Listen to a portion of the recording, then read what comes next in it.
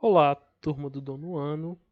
Hoje nós vamos falar sobre clonagem e terapia genética, conteúdos abordados no capítulo 6 do livro de vocês, tá? Que é a genética no século XXI. Bom, é, esses são assuntos muito relevantes e importantes, é, porque é uma área muito recente ainda da ciência e que traz toda todo um avanço científico, mas ao mesmo tempo que temos um avanço científico, nós também temos diversos é, problemas, né, e discussões acerca dessas novas descobertas e a utilização dessas descobertas, tá bom? Bom, pessoal, vamos iniciar falando sobre a clonagem. Ao contrário do que muita gente pensa, a clonagem não é um fenômeno que acontece apenas em laboratório, pessoal. É, a clonagem, por definição, ela nada mais é do que um processo de reprodução assexuada, no qual um ser vivo, sendo ele unicelular ou pluricelular, ele vai ter a capacidade de formar descendentes, ou seja, vai ter a capacidade de se procriar, só que essa procriação ela é feita de uma maneira que os seus descendentes, os novos seres criados, eles sejam geneticamente idênticos, ou seja, eles vão ter o mesmo material genético, tá bom? Isso acontece diariamente, tá bom? Algumas espécies que nós utilizamos no nosso dia a dia, principalmente as espécies vegetais, elas são clones, tá bom? Você não encontra uma variedade genética. Depois nós vamos falar o que é essa variedade genética, tá bom? Por que eu digo que são clones? São clones, pessoal, porque o surgimento dessas espécies ela acontece de uma forma assexuada, certo? Não há união de gametas do sexo masculino ou do sexo feminino. Então, o que acontece aqui é que o novo ser que é gerado, ele vai ser idêntico ao seu progenitor. Vamos falar então, por exemplo, das bananas. As bananas que nós consumimos hoje, você pode notar que elas são sempre iguais, né? Não há uma grande variedade de bananas no mundo. Por quê? Porque é o seguinte, pessoal, as bananas que vocês comem, nós comemos no caso, né? Elas são o quê? São clones. Ou seja, você corta um caule, por exemplo, de uma bananeira e você pode plantá-lo que ele vai ter um novo crescimento. Isso não deixa de ser uma clonagem, tá bom? A mesma coisa acontece com o inhame e o alho, né? Você pega um dente de alho, né? Ou o inhame e se você cultivá-lo, você vai perceber que vai ter o quê? Vai ter o crescimento de um novo ser. Só que esses seres não são realizados por reprodução sexuada, e sim por reprodução assexuada, no caso. Tá bom? Outras espécies elas também têm essa capacidade de reprodução assexuada, viu, pessoal? Se vocês lembrarem bem, algumas espécies como esponjas, é, até mesmo bactérias, fungos e alguns protozoários, né? Eles têm essa capacidade também de produzir seus clones, né? Eles se fazem divisão celular, formando novos seres, só que idênticos, tá bom? Esse processo que nós falamos, que tipo eu posso, por exemplo, a bananeira, eu corto um pedaço, né? E planto esse pedaço, assim como o alho, ou inhame, ou qualquer outra fruta que você plante, né? De um corte, a gente pode denominar isso como brotamento, tá bom? Onde eu corto um pedaço desse ser, eu cultivo e ele vai dar origem a um novo ser idêntico. Isso é bom? É, é porque faz com que essa espécie, né? pelo menos de uma forma comercial, ela não tenha ela não tem uma variação de sabor. O seu plantio é muito fácil, tá? É, a manutenção dessas espécies não é tão drástica quanto de outras que se produzem sexuadamente, tá? Mas também tem um grande problema que é o da variedade genética. O que é essa variedade genética, pessoal, que eu citei anteriormente aqui na videoaula? É o seguinte, a variabilidade genética nada mais é do que a diversidade genética que decorre da união de gametas, de materiais genéticos de indivíduos diferentes de uma mesma espécie. Ah, professor, o senhor viajou muito nisso. O senhor falou tudo isso. O que isso importa, essa variabilidade genética? Seguinte, pessoal. Pensem, por exemplo, na nossa espécie, os Homo sapiens. Vocês sabem que temos uma pluralidade de seres humanos, né? Com características diferentes, certo? Cores diferentes, cabelos diferentes, olhos diferentes, alturas, é, corpo físico diferente. Isso acontece porque o ser humano ele apenas existe porque ele foi produzido de uma forma o que, digamos, produzido, né, como se fosse uma fábrica, não exatamente assim, né? Eu digo que ele foi concebido da seguinte maneira: ele teve que ter a união de um material genético vindo de um pai e de uma mãe para formar um novo ser. Então, eu uno o material genético do meu pai, mas a minha mãe, e daí eu faço o quê? Eu tenho o surgimento de um novo ser. Só que esse ser, ele vai ter um material genético diferente, porque é uma combinação de dois materiais genéticos diferentes. Isso não acontece quando nós estamos tratando de clonagem, porque o clone, certo? Que é o indivíduo que surge de uma forma assexuada, ele, ele tem como característica ter o DNA, o seu material genético, idêntico ao seu predecessor, certo? Ou seja, o seu aquele que o concebeu, tá bom? Isso é importante por quê? Porque ao longo dos anos, é, essa coisa de clonagem, né, que a gente define como um processo de reprodução assexuada, no qual um ser unicelular ou pluricelular são formados por descendentes geneticamente idênticos entre si e ao seu progenitor, foi sendo investigado por diversos cientistas, como o John B. Gurdon, o Carl Williamson e o Peter Hoppe. Foram cientistas que no século XX, a partir de 1960, eles se aprofundaram nessa área da genética que é a clonagem, certo? No caso, muito se fala da ovelha Dolly, né, como o primeiro indivíduo a ser clonado. Na verdade, ele é o primeiro ser a ser clonado a partir de uma célula adulta. Nós vamos ver esse processo depois, tá? No caso, essa coisa da clonagem, ela sempre foi utilizada pela nossa espécie, desde que nós é, desde que nós descobrimos como plantar, nós percebemos que algumas espécies elas não precisavam elas não precisavam da junção de uma espécie fêmea e uma espécie do sexo masculino, certo? Nem de uma fecundação.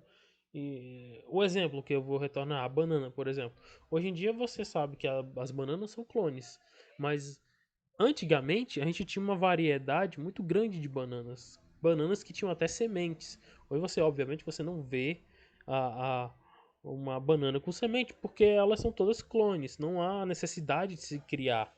Tipo, uma planta tem semente, porque essa semente foi originada de uma junção de material genético de dois indivíduos diferentes, tá bom?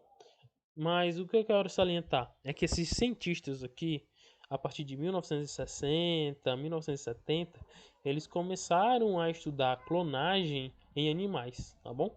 no caso, em alguns mamíferos e em alguns répteis.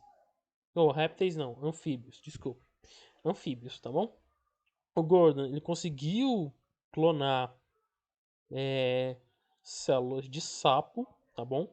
Dando origem a novos indivíduos. E Carl Emerson e Peter Hopper, eles conseguiram clonar ratos em laboratório, tá bom? Só que essa clonagem foi embrionária, tá bom?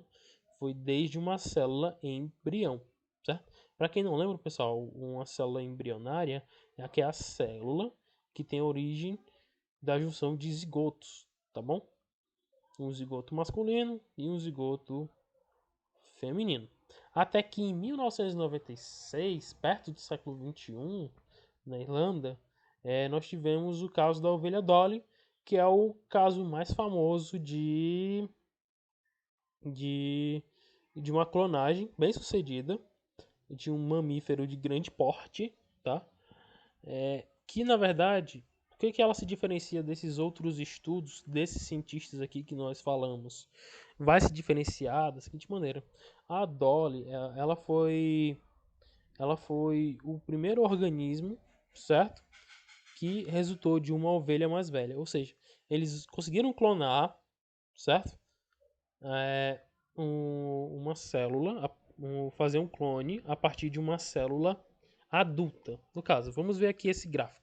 Tinha uma ovelha dessa raça aqui, Finn Dorset, onde o que aconteceu? Os cientistas removeram uma célula das glândulas mamárias de uma ovelha já adulta e, ao mesmo tempo, eles retiraram um óvulo, né? Vocês sabem que o óvulo é o quê? É uma célula que ela não tem o material genético completo, né? Ela tem apenas metade do material genético. O que aconteceu? Como toda célula, você tem que perceber que ela tem um núcleo, né? Essa outra espécie aqui, essa ovelha que é a Scottish Blackface, né? O que acontece? Eles retiraram o núcleo, que era o material genético dessa ovelha, e ao retirarem esse núcleo, né, o núcleo que tem as informações genéticas, eles tiveram um óvulo sem núcleo, né, sem material genético. O que aconteceu? A remoção eles retiraram o material genético da célula dessa ovelha adulta e implementaram no citoplasma da célula que teve o núcleo retirado, certo? Quando isso aconteceu, deu-se a origem a uma célula de uma espécie, mas com material genético de outra. Olha que interessante o que eles fizeram. Não deixa de ser um clone, porque eles pegaram apenas o material genético dessa primeira ovelha aqui, dessa determinada espécie. Como o material genético era dessa espécie, eles só precisavam de um óvulo para que ocorresse o quê? A meiose, tá bom? Ou seja, após isso, acontece o quê? O desenvolvimento do embrião, certo? Dando origem ao novo ser. Obviamente que isso aqui foi feito in vitro, certo? Ou seja, foi feito em um laboratório, não foi natural. Essas clonagens em animais, elas acontecem in vitro. O que quer dizer in vitro, né? Em vidro, na verdade, ou seja, em laboratório, utilizando equipamentos específicos. Tá bom, pessoal? Bom, depois que o embrião foi formado, o que aconteceu? O embrião, quando ele foi ele começou a se amadurecer, ele foi colocado em uma ovelha. A ovelha, né, que teve o óvulo retirado, e a partir disso, o que aconteceu? Nasceu uma ovelha de uma espécie totalmente diferente, com o mesmo material genético dessa ovelha já adulta, dando origem então à ovelha Dolly, tá bom? Isso foi fantástico para a área da ciência, porque demonstrou que é possível fazer um clone de mamíferos, tá? E então, por mais que isso tenha sido fantástico, pessoal, esse tipo de clonagem, ela não vai ser isenta de problemas, tá bom? O grande problema é que a ovelha Dolly ela não conseguiu sobreviver por muito tempo, tá? Por quê? O que acontece?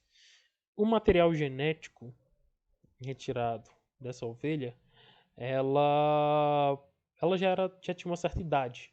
Então, o nosso material genético, ele também vai envelhecendo, entende? No nosso envelhecimento, ocorre também o envelhecimento do nosso material genético, entende?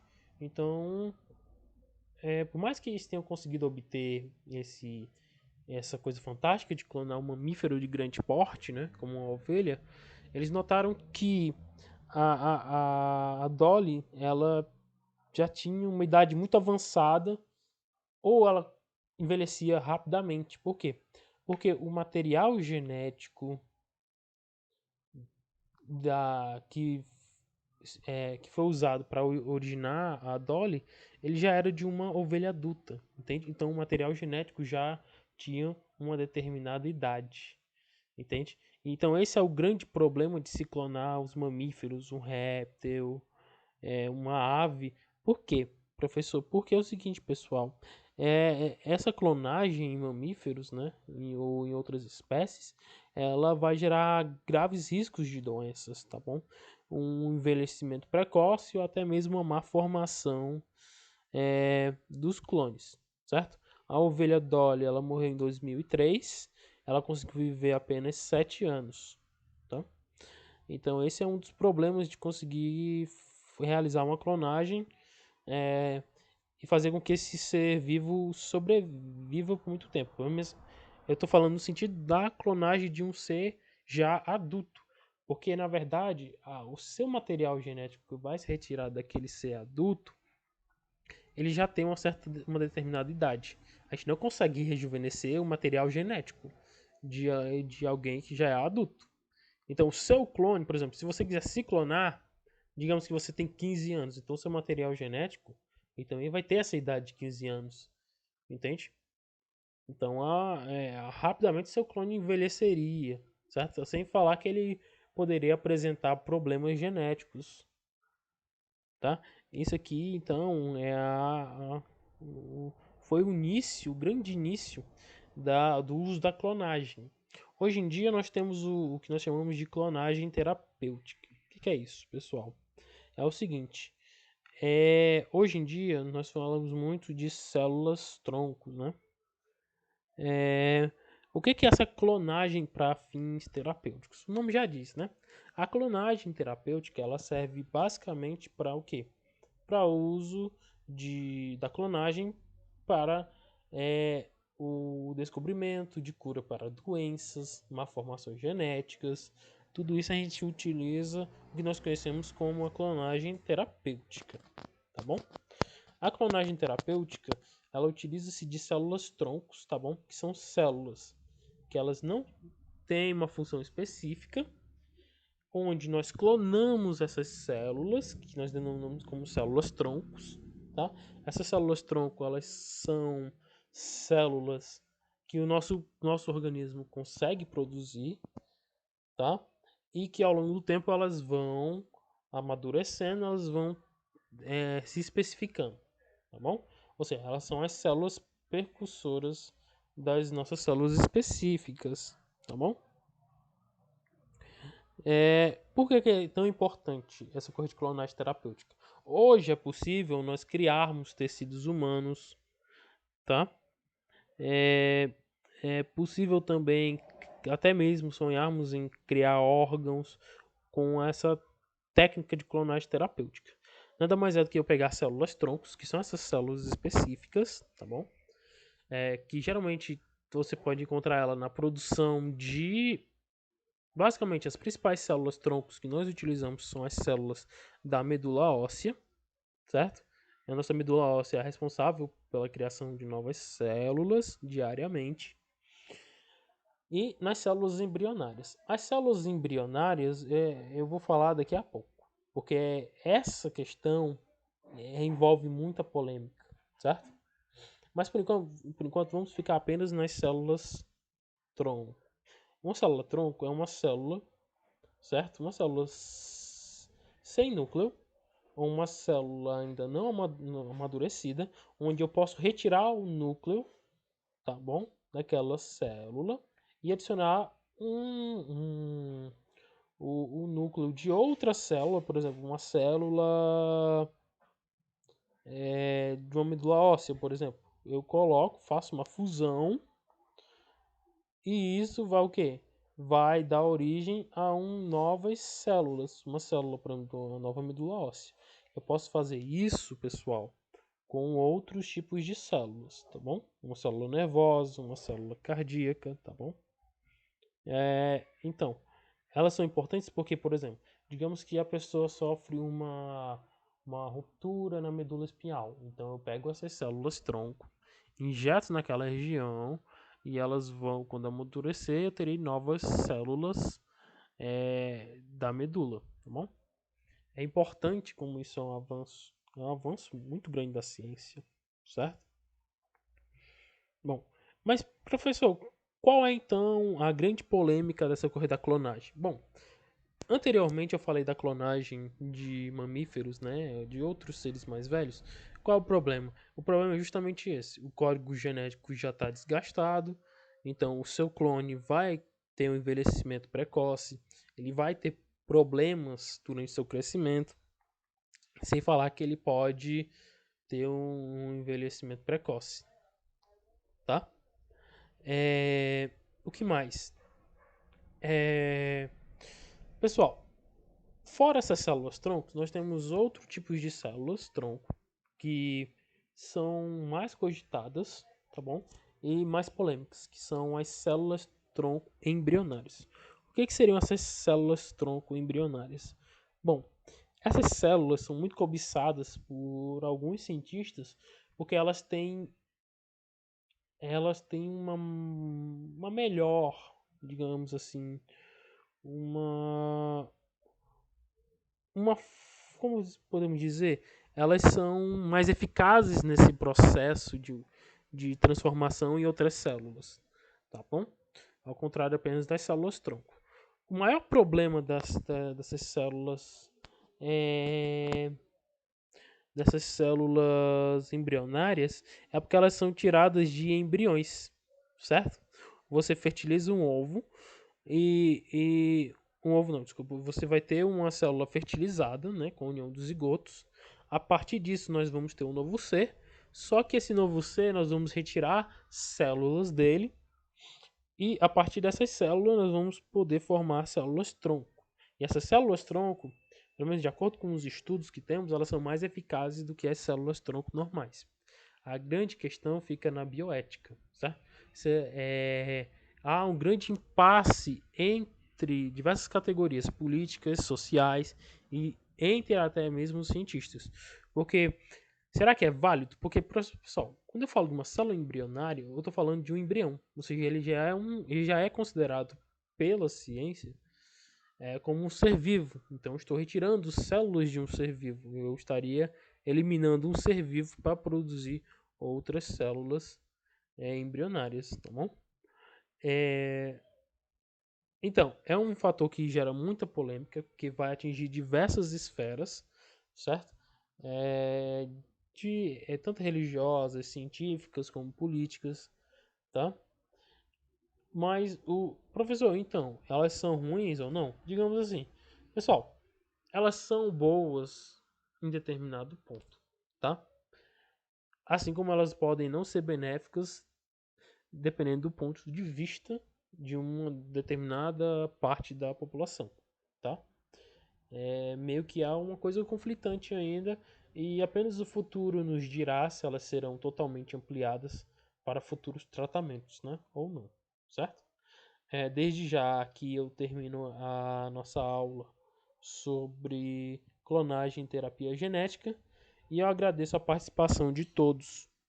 Tenham, é, tenham bons estudos e qualquer dúvida coloque nos comentários.